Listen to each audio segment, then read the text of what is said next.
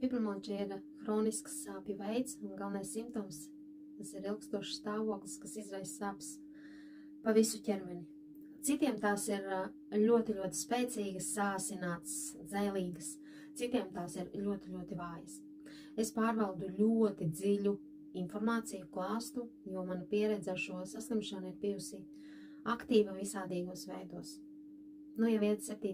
gads, kā dzīvoju un cīnos.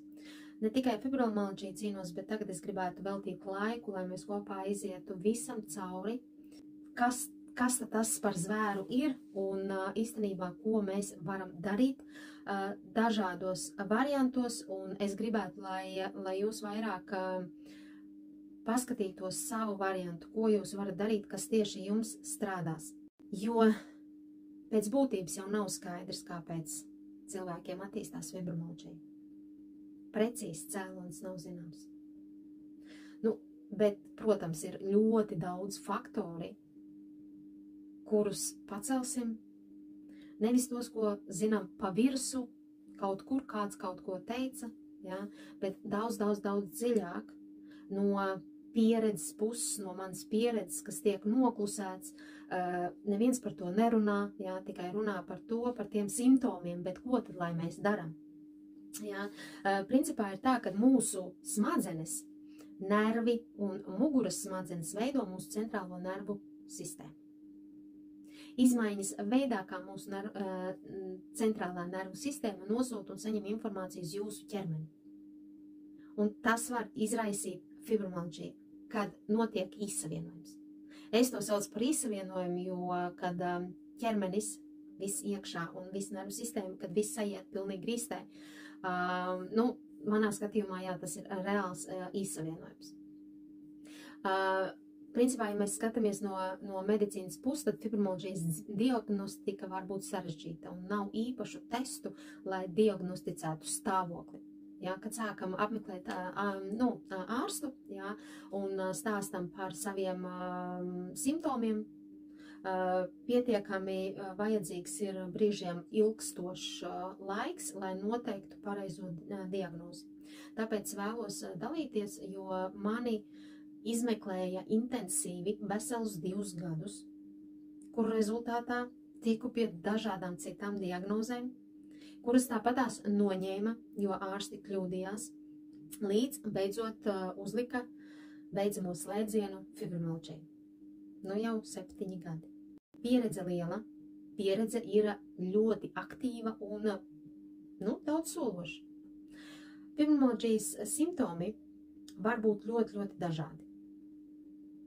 Simptomi arī var būt ļoti līdzīgi daudzām citām saslimšanām. Gribu šeit uzsvaru uzlikt, ka mums ir jāsako līdzi pilnīgi visam. Ja arī mums uzliek kā diagnozi, jums ir jāzina par to viss.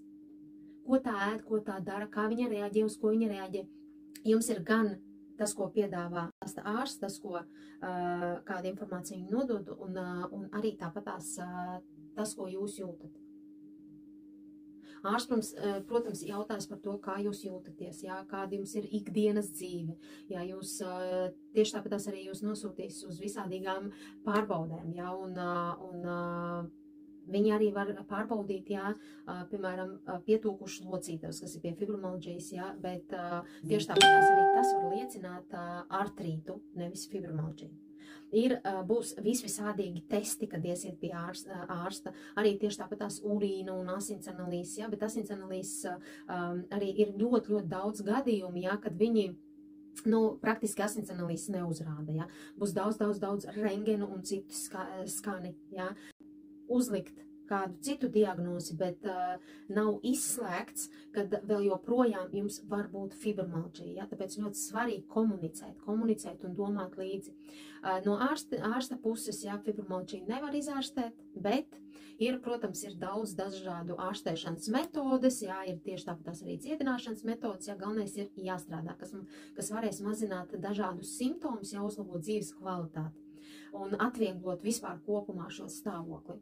Un tradicionālajā ārstēšanā ir, protams, pats galvenais, ja, tās ir pretsāpju zāles, ja, un tās ir jādzer visu mūžu.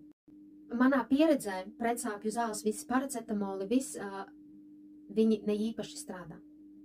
Un jums noteikti ir vairāk būs jāstrādā ar sevi, lai izprastu sevi, lai saprastu, no kurienes tas viss nāk un kāpēc tas ir izveidojies.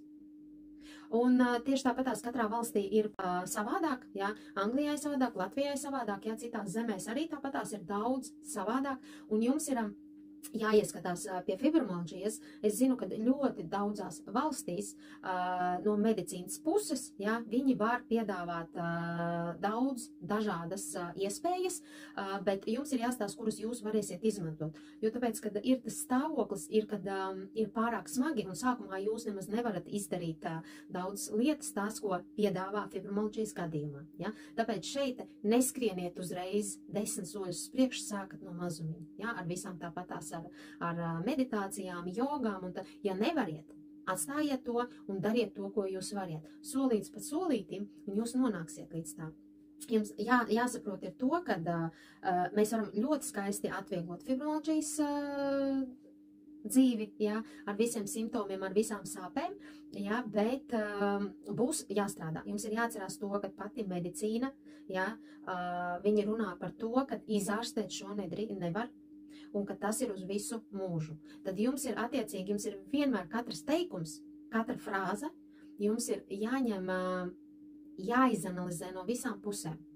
Es to saprotu tā, ja man saka, ka slimība nav izārstējama, tas nozīmē to, ka man ir jāsāk ar sevi strādāt, lai es kaut vai pēc 5 gadiem, vai 3 gadiem, vai 7 gadiem uzlabotu savu dzīves kvalitāti.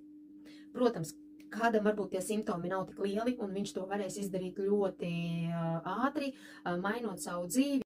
Nezinu, paspīt kāda iespēja vispār aizbraukt uz kādu citu valsti, jeb pamainīt māju vai dzīvokli, vai vienalga ko, ja, un uzlabojas bieži vien dzīves kvalitāte, ja, un beigās arī tu saproti, ka tev pamazām ir arī no fibromialģijas simptomiem daudz, kas ir uzlabojies, ja. Varbūt pie visa tā tu esi daudz jau izmainījis savu dzīvi, plus paņēmis kaut ko, ja, kas ir pirmām kārtām, kas var uzlabot šīs sāpes, ja, nevis ķerties pie pretsāpju līdzekļiem un dzert saujām ķīmijas, ja, bet kaut ko no netradicionālā. Par to noteikti runāsim.